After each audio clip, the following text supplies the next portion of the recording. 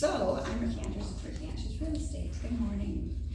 So last time I spoke, it was about property investment. That is my specialty. That's what I love to do. But this time, I know that everybody is kind of wondering about what the market is like and how things compare to before. So we're going to talk a little bit about that and why it is still better to buy now, even with higher interest rates, than waiting for interest rates to come down. So we'll start off with, we're gonna just do kind of a case study on a $625,000 house. That's kind of the average price right now. People getting into the market with a family are gonna be looking at that price range. So we'll hand these out, and they're just some examples of what you can get in that price range, what's for sale right now. They're all different. Good. Yeah.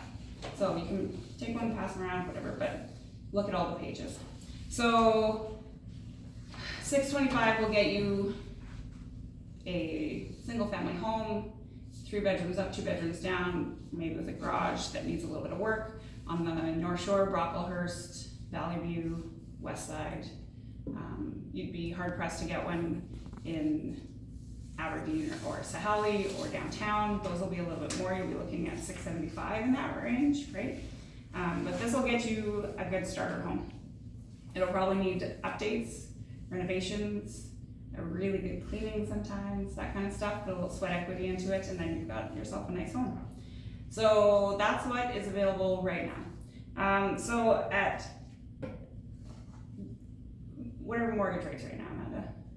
5-year fixed, 5.94, okay.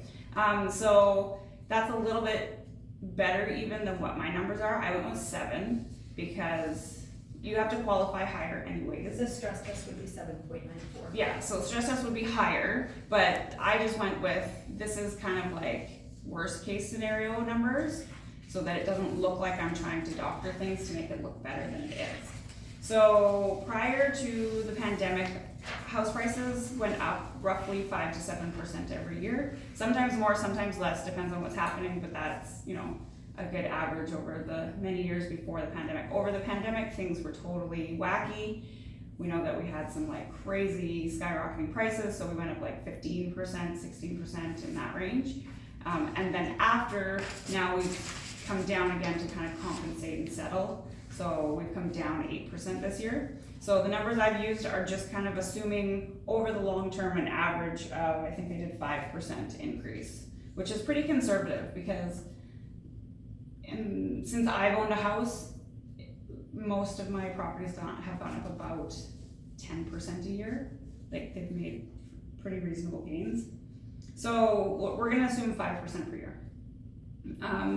So if we have a property for $625,000, we're gonna say put 20% down. You don't have to put 20% down, but just for easy numbers, that'll give us a mortgage of $500,000.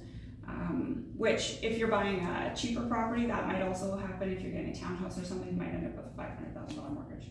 So, let's see, we'll make this work.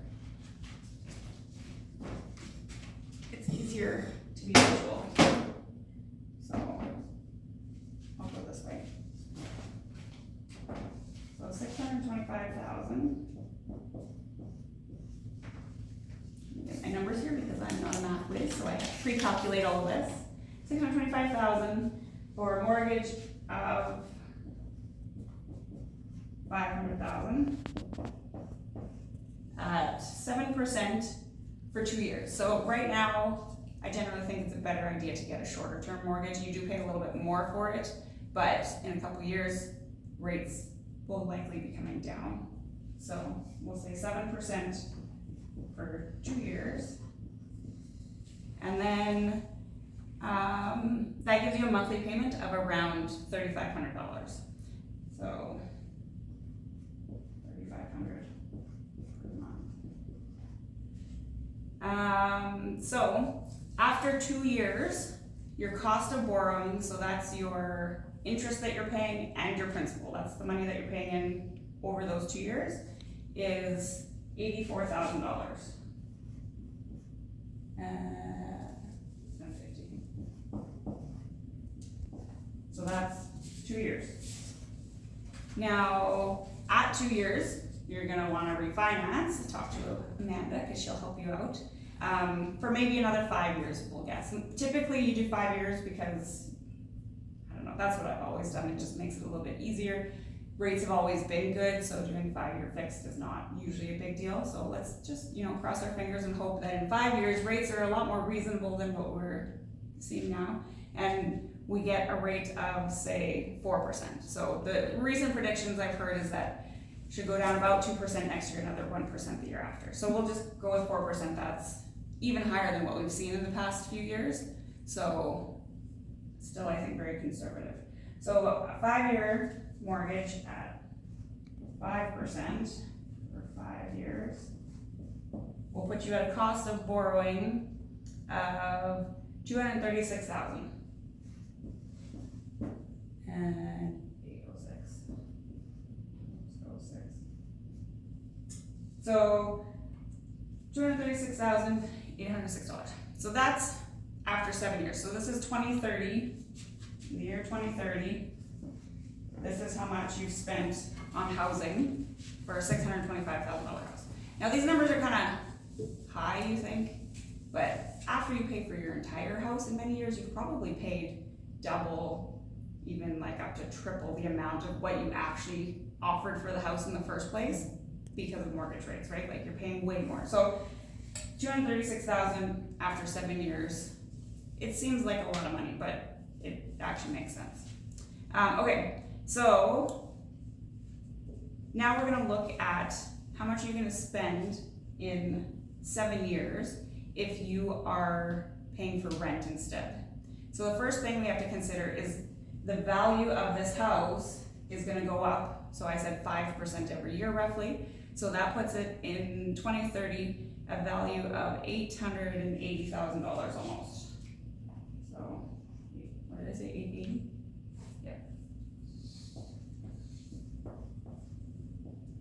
So the difference here, that's how much you're earning in equity over the course of those 7 years. Now it's not guaranteed, obviously.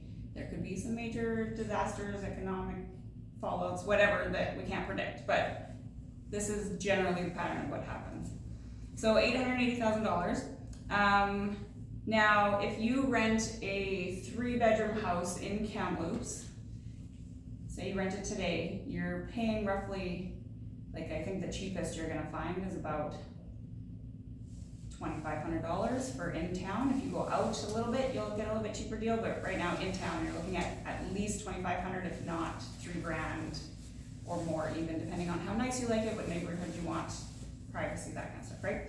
So I went with, I didn't write it down here, but $2,500 I think was my base rate. So $2,500 a month for 12 months is $33,600.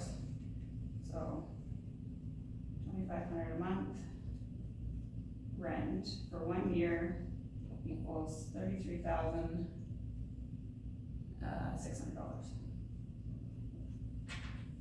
That must not be quite right because there's a 600 there. Anyways, close enough. So that's 1 year. So after 7 years of paying rent, you are paying $235,000. About that. $235,000. So that's 7 years of paying rent.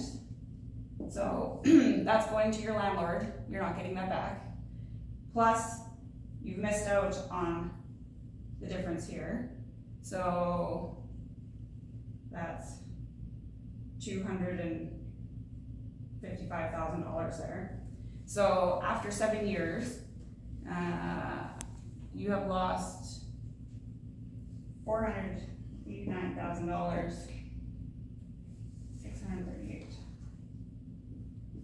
So this is how much you've missed out on paying rent to a landlord, as well as losing the equity on the house, versus paying for your own mortgage, having your own property where you don't risk getting evicted. So the difference we can see is almost $250,000. Any questions? Does anybody want to pay this much, or would you rather pay this much? So the trick here is qualifying, right? So you do have to make enough money to get a mortgage for this amount. You have to have a down payment. So I did those numbers as well.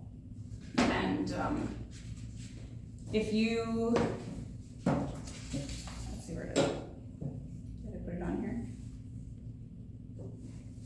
Oh, no, I didn't put it on here. But basically you have to earn about $125,000 and put a $50,000 down payment to get into a mortgage similar to that. So again, Amanda could help you with those numbers. I just used my affordability calculator on the computer, which is very imperfect, but it kind of gives you an idea of what you need to work towards, right? So there's definitely resources out there if you've got investments that you can loan against, or RSPs, right, that you can withdraw from the government. There's government programs where they will help you out. There's all sorts of different things for first-time home buyers. But ultimately, it makes a lot more sense to buy now. People say they can't afford to buy, but you can't afford to rent. You're losing a lot of money on it, right? So I did other calculations as well. Even if mortgage rates stay at the 7% range, after